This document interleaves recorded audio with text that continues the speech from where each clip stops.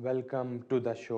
मैं हूं आदिल मलिक, आपका मेज़बान इस शो में जो आपके लिए पेश किया जाता है हर सैटरडे की दोपहर 4 बजे से 5 बजे तक। नाजरीन, इस शो में मैं आपकी लाइव कॉल्स लेता हूं और इमिग्रेशन से मुतल्लिक़ मामलात पर आपको एडवाइस करता हूं। तो अगर आपको कोई परेशानी है जो कि इमिग्रेशन कानून या इमिग्रेशन रूल्स के मुतल्लिक़ है, तो बिल्कुल इस प्रोग्राम में फ़ोन करके आप लाइव एडवाइस ले सकते हैं। नाज़रीन, हमेशा से बेशुमार कॉलर्स लाइन पर मौजूद हैं। हम बिना वक्त ज़ाया किए हुए कॉल्स का सिलसिला शुरू करते हैं और देखते हैं हमारे आज के पहले कॉलर कौन है। देखते हैं लाइन पर कौन मौजूद है। जी फरमाइए। हेलो, नमस्कार जी। नमस्कार। हाँ जी सर, मैं आपसे पूछना चाहता था, मैंने ब्रिटिश नेशनलिटी के लिए अप्लाई किया था, 6 वीक हो गए और उसका कोई जवाब नहीं आया। कितना टाइम और लगेगा? ठीक है, आपकी कॉल का शुक्रिया। बिल्कुल, अगर तो आपने 6 वीक्स से पहले अप्लाई किया था तो मुझे यकीन है आपको एक्नॉलेजमेंट मिल गई होगी। अगर तो एक्नॉलेजमेंट नहीं मिली तो बिल्कुल होम ऑफिस को आप फ़ोन करके अपनी एप्लीकेशन का ट्रेस कर सकते हैं। अल्टरनेटिवली जो नेशनलिटी की पूरी एप्लीकेशन होगी उसमें तकरीबन डिसीजन होते होते 2 से 3 महीने लग जाएंगे।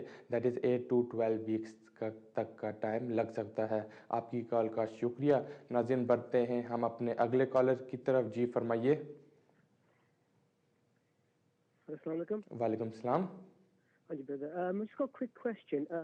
मैंने अपने वाइफ के लिए न्यूट्रलाइजेशन जो होता है ना उसको अप्लाई करना था। Okay. Been it 2 years now, and I just wanted a quick question. Is basically that when because we've applied for working, I'm getting working tax credit okay. as a joint claim, but I'm the main applicant sort of thing.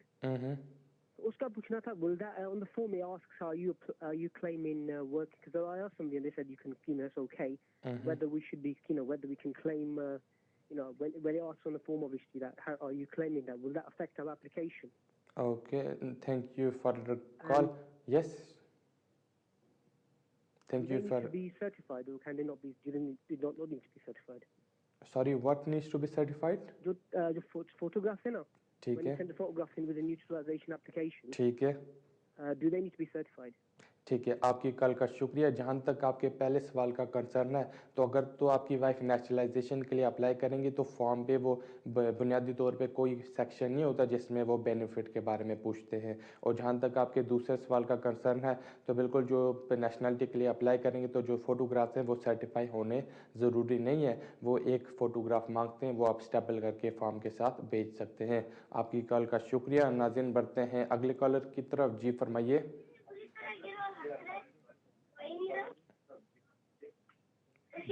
जी फरमाइए।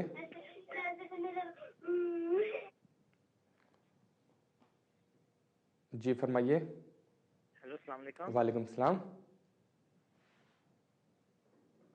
जी। Hello. जी। Hello Adil साहब, मेरा question ये था कि मैं यहाँ आया था शादी यूके में। ठीक है। तो मैं वाइफ के साथ वो 3-4 माह रहा, उसके बाद हमारे सेपरेट हो गए हम। तो मेरी एक बच्ची है तकरीबन 4 साल की। ठीक है। तो मेरा क्वेश्चन ये था कि जब हम सेपरेट हो गए तो फिर जब मेरा वीज़ा फिनिश हुआ तो मैंने होम ऑफिस में ऐसे एप्लीकेशन डाली तो उन्होंने मुझे 1 साल का वीज़ा दिया था, एक्सटेंशन किया था मेरा वीज़ा। ठीक है।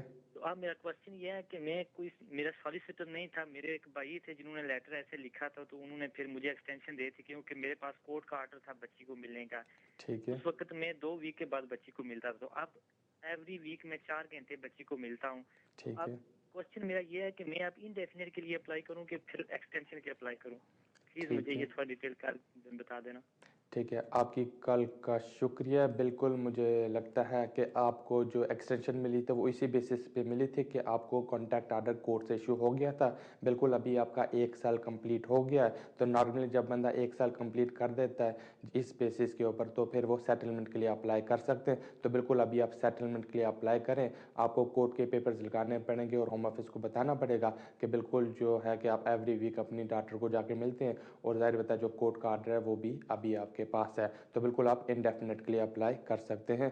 नाज़रीन, बढ़ते हैं हम अपने अगले कॉलर की तरफ। जी फरमाइए। अस्सलाम वालेकुम। वालेकुम सलाम। हाँ भाई, ये मेरी बात सुने, जब मैं बात खत्म कर लूंगी ना फिर आप जवाब देना, मैं टीवी पे सुन लूंगी आपका जवाब। ठीक ठीक है। है? कैसे हैं आप? ठीक है। ठीक ठाक, थैंक यू। मैंने आपसे एक बात पूछनी थी। मैंने ना ब्रिटिश पासपोर्ट अप्लाई करना, मुझे 5 साल इधर हो गए आए हुए। तो मैं ठीक है। इस साल में गई थी पाकिस्तान, तो मेरे अब्बू की डेथ हो गई, तो मुझे 5 माह लग गए। तो ठीक क्या है। मैंने ये पूछना था, क्या मैं ये ब्रिटिश पासपोर्ट इस साल में कर सकती हूँ? एक ठीक है। सवाल मेरा ये है। दूसरा सवाल ये है कि मैंने 2 मेरे बच्चे हैं, मेरे पाकिस्तान में हैं, जो मेरी स्टेप शादी है, तो क्या मैं उनको बुलाना है तो ब्रिटिश पासपोर्ट लेना जरूरी है कि यहाँ बाद में करूँ? ये ठीक 2 है। सवाल है, ये मेरे प्लीज आप मुझे सही तरह जवाब दे देना। मैं फोन बंद करती फिर जवाब लेती, ठीक है? ठीक है। Okay, thank you, bye. ठीक है। आपकी कॉल का शुक्रिया। बिल्कुल, जहाँ तक आपके पहले सवाल का कंसर्न है, तो बिल्कुल अभी आप नेशनैलिटी के लिए अप्लाई नहीं कर सकती, क्योंकि नॉर्मली रिक्वायरमेंट ये होती है कि आपको 3 मंथ से ज़्यादा 90 डेज से ज़्यादा नहीं रहना होता। क्योंकि आप 5 मंथ से रहें, तो मेरा यही आपको मशवरा है कि 1 साल वेट करें, नेक्स्ट ईयर आप नेशनैलिटी के लिए क्वालिफाई हो जाएंगी। और बिल्कुल जो आपके 2 बच्चे पाकिस्तान में, उनको बिल्कुल बुला सकते हैं। आपके पास ब्रिटिश पासपोर्ट होना लाजमी नहीं है, आपके पास जो इंडेफिनिट है उसकी बेसिस पे भी बिल्कुल बुलाएंगे, तो कोई डिफरेंट नहीं होगा। नाज़रीन, बढ़ते हैं हम अपने अगले कॉलर की तरफ। जी फरमाइए। हेलो, जी। अस्सलाम वालेकुम। वालेकुम सलाम। मैं मोहम्मद अजीज़ बोल रहा हूँ लंदन से। जी अजीज़ साहब। पूछना ये था कि 5.5 माह हो गए मैंने नेशनलिटी अप्लाई की थी, ठीक है। तो उसका अभी तक जवाब नहीं आया। तो ठीक है। दूसरा पूछना था कि जब नेशनलिटी मिल जाती है तो जो ओथ होती है वो कुरान के अलावा किसी और पे बंदा दे सकता है? बहुत शुक्रिया ठीक। जी। ठीक है। आपकी कॉल का शुक्रिया। बिल्कुल, अगर तो आपकी एप्लीकेशन पेंडिंग है, 5.5 मंथ हो गए हैं, तो बेहतर है आप होम ऑफिस को रिमाइंडर लिख के अपडेट ले सकते हैं। जहाँ तक आपके दूसरे सवाल का कंसर्न है, जब आपको नेशनैलिटी का, सिटीजनशिप का इनविटेशन आता है, तो बिल्कुल आपको लोकल रजिस्ट्रार के पास जाके ओथ देना पड़ता है। वो नॉर्मल एक रिक्वायरमेंट होती है। अब आपकी कॉल का शुक्रिया। नाज़रीन, बढ़ते हैं हम अपने नेक्स्ट कॉलर की तरफ। देखते हैं लाइन पर कौन है। जी फरमाइए। Oh, hello. I just Yes. wanted to know if you can kindly advise me. If you're applying for, suppose, a visa application, if you are slightly overdrawn in 1 month bank statement, would that make any difference to your, suppose, application form? Okay, thank you for your call. Of course, that will not make much difference. Of course, if your regular income is coming and going out, that of course what Home Office will consider. So if it in 1 month, if slightly overdrawn, that won't make any difference as far as you satisfy that you have more than enough funds to accommodate and maintain your upcoming spouse. आपकी call का शुक्रिया। नाज़रीन, बढ़ते हैं next collar की तरफ। जी फरमाइए। Hello, अस्सलाम वालेकुम। वालेकुम सलाम। डॉक्टर साहब, मेरे पास इंडेफिनिट है, तो मेरे 2 बच्चे यहाँ पे पैदा हुए हैं, उनकी मैंने रजिस्ट्रेशन के लिए अप्लाई करना है। प्लीज़ आप ये बता दें कि उसकी फ़ीस कितनी होगी? ठीक है। बहुत बहुत शुक्रिया। आपकी कॉल का शुक्रिया। बिल्कुल, आप अगर 2 बच्चों के रजिस्ट्रेशन के लिए अप्लाई करते हैं, तो 620 पाउंड्स एक बच्चे की फ़ी होगी, तो वो बिल्कुल किसी टाइम भी अप्लाई कर सकते हैं। आपकी कॉल का शुक्रिया। बढ़ते हैं अगले कॉलर की तरफ। जी फरमाइए।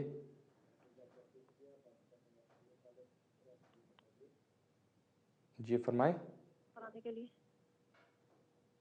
हेलो। जी। हेलो, अस्सलाम वालेकुम। वालेकुम सलाम।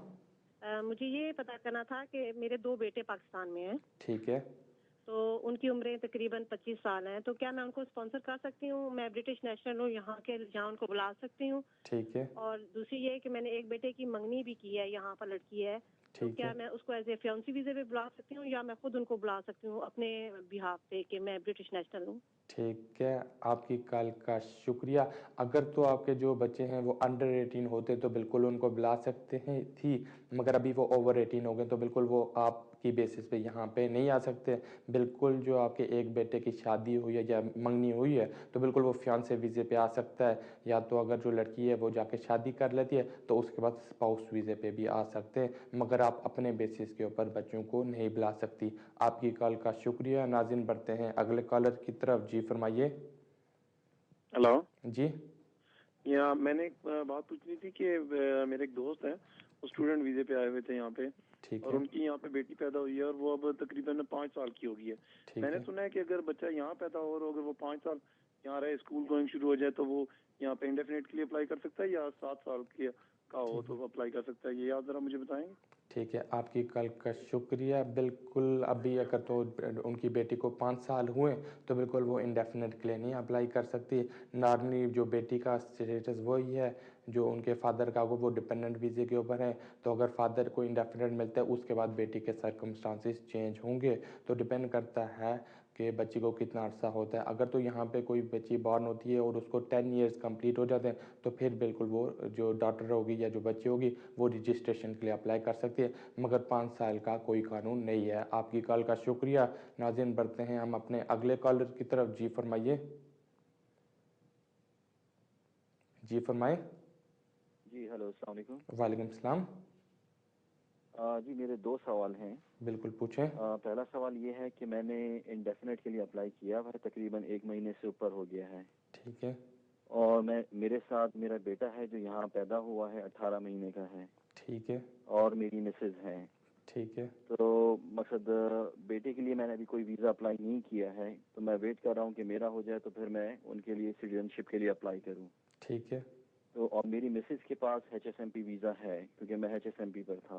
ठीक है। तो ऐसा मुमकिन है कि मैं क्योंकि मेरी फैमिली पाकिस्तान जाना चाहती है, ठीक है। और अगर मेरा इंडेफिनेट अभी डिसीजन नहीं आती है तो इन द मीन टाइम कि मेरी बीवी के पास HSMP वीज़ा है और वो उस पर ट्रैवल करके पाकिस्तान चली जाएं, और सेपरेटली मैं अपने बेटे के लिए HSMP डिपेंडेंट अप्लाई कर दूं while my application for indefinite with the Home Office।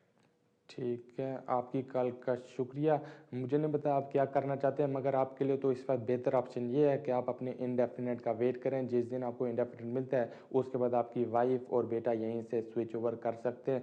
अगर तो बिल्कुल उनके पास कोई इंडिपेंडेंट HSMP वीज़ा है आपकी मदर वाइफ के पास, तो बिल्कुल वो उसके ऊपर ट्रैवल कर सकते हैं, किसी टाइम आ सकती हैं, कोई प्रॉब्लम नहीं होगा। जिस दिन आपको इंडेफिनेट मिलेगा फिर आपके सर्कमस्टांसेस चेंज हो जाएंगे, फिर आपकी वाइफ भी डिपेंडेंट हो सकती हैं और बच्चे को भी सेटलमेंट मिल सकती है। आपकी कॉल का शुक्रिया।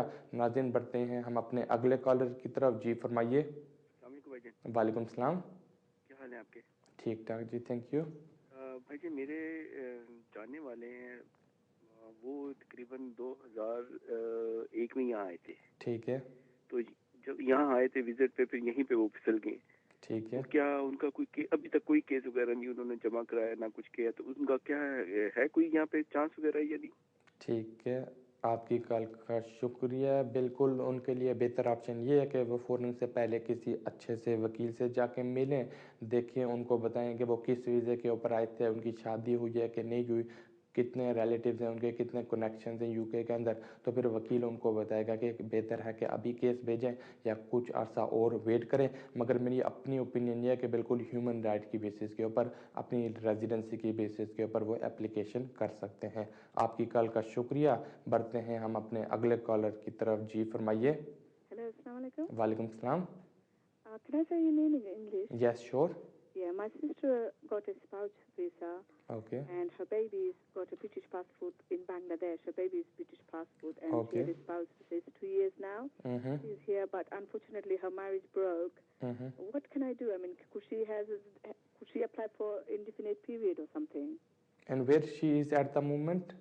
Well, she's got a spouse visa at the moment. Mm-hmm. It's only been 2 years. Mm-hmm. And her marriage broke, and her baby got a British passport from back home. Mm-hmm. And where's her baby at the moment? In the UK or back home? Sorry, I didn't catch. What did you say? Where's the baby at the moment? Oh yeah, the baby is here with her. I mean, Mm-hmm. they both came. It's 8 months now. Mm-hmm. Thank you for your call. Yes, of course, there is an option for your sister to apply to the Home Office on the basis of her child, that of course that her baby is a British citizen and she is the caretaker of a British citizen. So of course the better option for her to visit a good solicitor and of course explain all the circumstances, that why the marriage was broke down, when the marriage was broke down, what are the circumstances, are there any domestic violence or not, and then of course solicitor will guide him further. Anyway, thank you for your call. नाज़रीन, हम बढ़ते हैं अगले collar की तरफ। जी फरमाइए। अस्सलाम वालेकुम जी। वालेकुम सलाम। डॉक्टर साहब ने मशवरा की नासी की वालदा साहब साढ़े आयल से उम्र उन्होंने 62 साल है। ठीक है। मैं एक दो किलो को पूछा तो वो कह रहे जी 65 साल है उन्होंने उम्र तो स्टे यूनिट थे। ठीक है। उन्होंने संभाले ला कोनी दे बीमार उन्होंने था शुगर ने मरीज हैं। ठीक दो है। दफा होश थे होई गए। अच्छा, ठीक एक है। दो साढ़े उथे लेकिन उन्होंने दूर दूर शादियां हुई हैं। ठीक है। संभाले ला बिल्कुल कोनी, असा सारे भैन भरा बाकी थे। अच्छा, ऐसे ये परेशानी है, कोई मशवरा दियो कि क्या कोई उन्होंने स्टे हो सकनी है थे भाई? ठीक है, आपकी कॉल का शुक्रिया। बिल्कुल उनकी स्टेता भी हो सकती है अगर तो वो फाइनेंशियली डिपेंडेंट हैं तुसा दे ऊपर। तो इसमें ये होता है कि अगर तो वो ओवर 65 हैं तो फिर उनके ऊपर 1-2 एक्सेप्शन लागू हो जाती हैं, मगर एट द एंड ये सेटिस्फाई करना पड़ता है कि वो आपके ऊपर फाइनेंशियली डिपेंडेंट है, अपने बेटे के ऊपर फाइनेंशियली डिपेंडेंट है, मगर डिपेंड करता है। मगर मेरा यही मशवरा है किसी अच्छे से वकील से जाके सलाह कर लें, उनको सारे सर्कमस्टेंसेस बताएं, तो वो फिर देख के बताएंगे कि आइदर अभी अप्लाई करना बेहतर है या 65 तक वेट करें। आपकी कॉल का शुक्रिया। बढ़ते हैं अगले कॉलर की तरफ। जी फरमाइए। हेलो जी। मेरा सवाल ये है कि मेरा जो करंट स्टेटस है वो PSW डिपेंडेंट है। ठीक है। और मेरे हस्बैंड को अभी अभी इंडेफिनिट स्टे मिला है। ठीक है। अब अपना वीज़ा उन पे चेंज करने के लिए मुझे क्या कोई इंग्लिश टेस्ट करना पड़ेगा, और ठीक मुझे है। इसके लिए कौन सा फॉर्म चाहिए?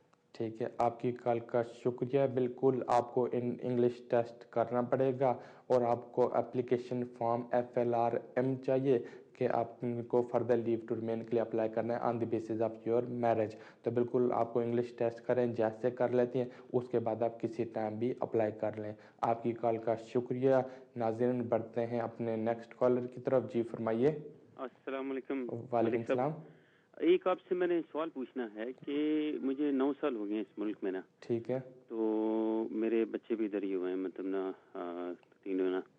ठीक है। तो अभी मैंने अप्लाई किया था Tier 2 के लिए, एक्सटेंशन के लिए ना।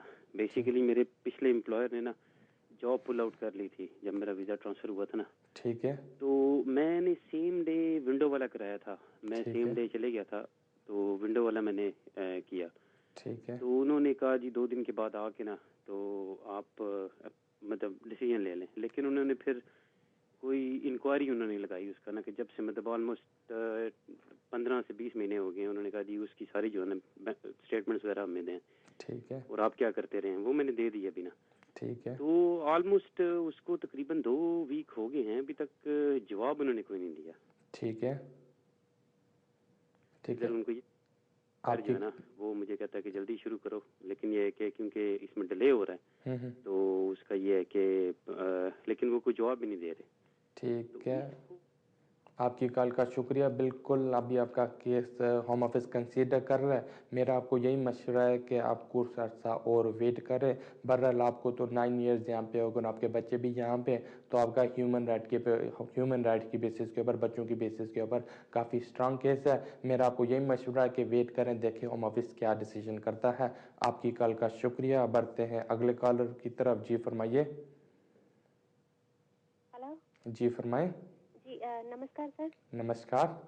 सर जी मैंने पूछना था कि मैं ना अपनी कज़न सिस्टर को इंडिया से मंगवाना चाहती हूँ। ठीक है। और वो 25 ईयर की है और टीचर है, उसकी जो सैलरी है वो एक बैंक में आती भी है। ठीक है। तो आप मुझे बता सकते हैं कि अगर मैं उसको इंडिया से उसको कौन से डॉक्यूमेंट चाहिए, बिकॉज वो तो अनमैरिड है, उसके पास कोई उसकी प्रॉपर्टी भी नहीं है, सिर्फ उसकी एक वेजेस ही है जो स्कूल वो प्राइवेटली पढ़ाती है। तो मुझे आप विस्तार से बताएंगे कि कौन कौन से डॉक्यूमेंट इंडिया से उसे चाहिए कि उसका वीज़ा रिफ्यूज़ ना हो। और मेरे पास सब कुछ है, घर के पेपर, ये वो पे स्लिप्स वगैरह सब कुछ। ठीक है, आपकी कॉल का शुक्रिया। अगर तो आपकी जो सिस्टर इन लॉ हैं या वो आना चाहती हैं यहाँ पे विज़िट वीज़े के ऊपर, तो बिल्कुल उनको सेटिस्फाई करना पड़ेगा कि वो जेन्युइन विजिटर है, यहाँ पे सिर्फ कपल ऑफ वीक्स गुजारेंगी, उसके बाद वो अपनी लाइफ जो इंडिया में इस्टेब्लिश है उसको जाके कैरी ऑन करेंगी। तो उसके लिए मोस्टली होम ऑफिस को या इंटर क्लियरेंस ऑफिसर को वो डॉक्यूमेंट्स प्रोवाइड करें जिनसे उनको पता चले कि इनके स्ट्रांग कनेक्शन है अपने कंट्री के साथ, जिस तरह इनकी वेजेस स्लिप हो गई, बैंक स्टेटमेंट हो गई, इसके अलावा इनकी कोई प्रॉपर्टी वगैरह हो गई और कोई स्ट्रांग रिलेशनशिप है, उस किस्म का एविडेंस प्रोवाइड करना पड़ता है। बहरहाल अगर तो वो अप्लाई करती हैं और किसी बेसिस की वजह से वीज़ा रिफ्यूज़ हो जाता है तो अपील का राइट होता है, ये आप मैटर कोर्ट में लेके जा सकती हैं। आपका कॉल का शुक्रिया। नाज़रीन बढ़ते हैं हम अपने अगले कॉलर की तरफ। जी फरमाइए। वालेकुम सलाम। सर मेरा सवाल ये है कि मेरे पास PSW वीज़ा है और मेरा लॉन्ग टर्म बेस पे ना 10 ईयर हो जाएंगे नेक्स्ट जून में। ठीक है। लेकिन मेरे एक बेटा पैदा हुआ है, उसका मैंने वीज़ा नहीं लगवाया। ठीक है। तो आया कि मुझे उसका पहले वीज़ा लगवाना चाहिए। और दूसरा सवाल ये कि मुझे इंग्लिश टेस्ट ज़रूरत है कि नहीं है। ठीक है। ठीक है। लिव इन UK की। आपकी कॉल का शुक्रिया। बिल्कुल, जहाँ तक आपके पहले सवाल का कंसर्न है, तो बिल्कुल डिपेंड करता है। अगर आप अपने बेटे का लगाना चाहते हैं तो बिल्कुल बेटे को पोस्ट डिलीवर जब तक आपका वैलिड है तब तक मिल जाएगा। और बिल्कुल जब आप इंडेफिनेट के लिए अप्लाई करेंगे तो आपको life in the UK test लाजमी चाहिए होगा, तो बेहतर है वो अभी से आप पास करके रख लें। आपकी कॉल का शुक्रिया। नाज़रीन, बढ़ते हैं हम अपने नेक्स्ट कॉलर की तरफ। जी फरमाइए। हेलो जी फरमाएं। अस्सलाम वालेकुम। वालेकुम सलाम। मलिक साहब, मुझे एक बात पूछनी थी। जी पूछें। जी, मैं बेसिकली मेरी वाइफ जो है इंडिपेंडेंट वीजे पे, सॉरी लाइक इंडिपेंडेंट स्पोर्ट्स वीजे पे आई थी यहाँ पे। ठीक है। तो पहले उनकी फिर डिवोर्स हो गई उनकी। ठीक है। और डिवोर्स के बाद उनके यह है कि मतलब उन्हें इंडेफिनेट उनको मिल गया है। ठीक है। अभी वो पासपोर्ट के लिए अप्लाई कर रही हैं। ठीक है। अच्छा, उनकी डिवोर्स वैसे हो चुकी है, मगर इंग्लिश डिवोर्स अभी उन्होंने अप्लाई की है 7-8 महीने पहले ना। ठीक है। तो मैं सब पूछना ये था कि मैं स्टूडेंट वीजे पे आया था यहाँ पे। ठीक है। तो मेरी उनसे मतलब अभी हमारी निकाह हुआ है, इंग्लिश हमने नहीं, हमें मतलब हमने रजिस्टर नहीं कराया अभी।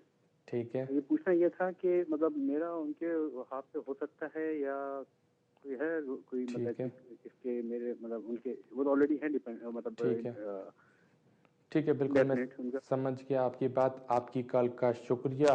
बिल्कुल, अगर तो आपकी जो वाइफ है उनकी डिवोर्स कोर्ट से हो या इधर कोर्ट से हो या किसी और कंट्री के कोर्ट से हो, तो बिल्कुल फिर वो फ्री हैं, वो किसी और से शादी कर सकते हैं। तो फिर बिल्कुल आप दोनों शादी करके और आप फिर अपना जो स्टेटस है वो स्विच कर सकते हैं डिपेंडेंट की बेसिस के ऊपर। मगर आपकी वाइफ की पहले डिवोर्स होनी मैंडेटरी है और कोर्ट से होनी चाहिए। तो अगर तो पहले जो डिवोर्स है वो कोर्ट से नहीं है और अभी कोर्ट में अप्लाई किया, तो मेरा यही मशवरा है कि वेट करें। जब तक फुल डिग्री एब्सोल्यूट नहीं आती तब तक आप दोनों शादी नहीं कर सकते। आपकी कॉल का शुक्रिया। नाज़रीन, बढ़ते हैं हम अपने नेक्स्ट कॉलर की तरफ। जी फरमाइए। अस्सलाम वालेकुम। वालेकुम सलाम। जी, मेरा एक सवाल है जी आपसे अपील के बारे में। जी पूछें। जो मेरा एक दोस्त है उसकी ना उसने अपील की थी, तो उसको कल ना लेटर आया जिसमें जज ने ये कहा कि जो अपर उसने प्रोविजनल अपनी जजमेंट दी, जिसमें उन्होंने ये कहा कि जो पिछली जजमेंट जज ने दी थी वो गलत है। ठीक है। तो मैं उसको वो खत्म करता हूँ, और अगर आप 14 दिन के अंदर अंदर आप ये फॉर्म फिल के अगर आपने आगे जाना है, ठीक है, ये फॉर्म फिल करके हमें भेजें, वरना हम जो है ना 14 दिन के बाद बगैर नोटिस के हम जो भी जजमेंट लेके तो सबको बता देंगे। ठीक है। तो बताइएगा ये उसके हक में है कि क्या है, अब उसको आगे जाना चाहिए या नहीं जाना चाहिए। ठीक है, आपकी कॉल का शुक्रिया। बिल्कुल, मुझे लगता है कि आपकी फ्रेंड की पहले अपील जो थी इमिग्रेशन जज ने डिसमिस कर दी। उन्होंने परमिशन के लिए अप्लाई किया और अभी उनको परमिशन मिल गई, तो बिल्कुल ये उनके हक में हुआ है फैसला। उनको फौरी तौर पे फॉर्म फिल करके ट्रिब्यूनल को भेज देने चाहिए और फिर ट्रिब्यूनल उनको खुद कॉन्टैक्ट करेगी अगर कोई फर्दर डॉक्यूमेंट्स चाहिए होंगे, या फिर उनको हियरिंग डेट प्रोवाइड करेगी। तो बिल्कुल बेहतर है ये फॉर्म्स फौरी तौर पे फिल करके भेज दें। आपकी कॉल का शुक्रिया। बढ़ते हैं नेक्स्ट कॉलर की तरफ। जी फरमाइए। हेलो, अस्सलाम वालेकुम। वालेकुम सलाम। जी, मैं जो है मालूम करना चाहता हूँ, मेरा छोटा भाई जो है वो पाकिस्तान में है। ठीक है। मैं उसको कैसे जो यहाँ ले आऊँ। ठीक है। मेरा जो है इंडेफिनिट लीव है। ठीक है। ब्रिटिश पासपोर्ट के लिए जो है मैंने अभी तक अप्लाई नहीं किया है। ठीक है। और आपके भाई की एज कितनी है? एज 16। ठीक है, आपकी कॉल का शुक्रिया। बिल्कुल आप उसको डिपेंडेंट की बेसिस पे बुला सकते हैं, मगर डिपेंड करता है उनका कोई रिलेटिव वहाँ पे है, होम कंट्री में है, या जहाँ पे वो रह रहे हैं है कि नहीं है, उनका पेरेंट्स किधर है, फादर किधर है, मदर किधर है। मगर एनीवे आप उनको डिपेंडेंट की बेसिस पे बुला सकते हैं। अगर तो आपका भाई आपके ऊपर फाइनेंशियली डिपेंडेंट है तो बेहतर आप किसी अच्छे से वकील से जाके मिलें, उनको अपने भाई के सारे सर्कमस्टांसेस बताएं, तो फिर वकील आपको इसमें फर्दर गाइड करेगा इन डिटेल। आपकी कॉल का शुक्रिया। बढ़ते हैं अगले कॉलर की तरफ। जी फरमाइए। अस्सलाम वालेकुम। वालेकुम सलाम।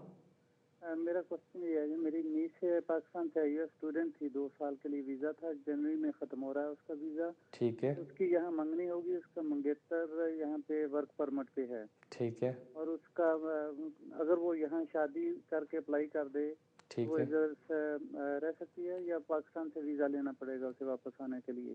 ठीक है, आपकी कॉल का शुक्रिया। बिल्कुल आपकी नीस यहाँ पे शादी तो कर सकती है, मगर होम ऑफिस उनको यहीं से डिपेंडेंट वीज़ा ग्रांट नहीं करेगा, उनको अपने कंट्री वापस जाना पड़ेगा। अनलेस एंड अनटिल अगर तो कोई एक्सेप्शनल सर्कमस्टांसेस है जिसकी वजह से वो वापस नहीं जा सकते, मगर जिस तरह आपने मुझे सर्कमस्टांसेस बताए हैं तो बेहतर आपकी नीस के लिए ये है कि वो शादी करे और उसके बाद पाकिस्तान से जाके entry clearance as a dependent apply करें। नाज़रीन, यहाँ पे वक्त हुआ चलता है एक छोटी सी ब्रेक का।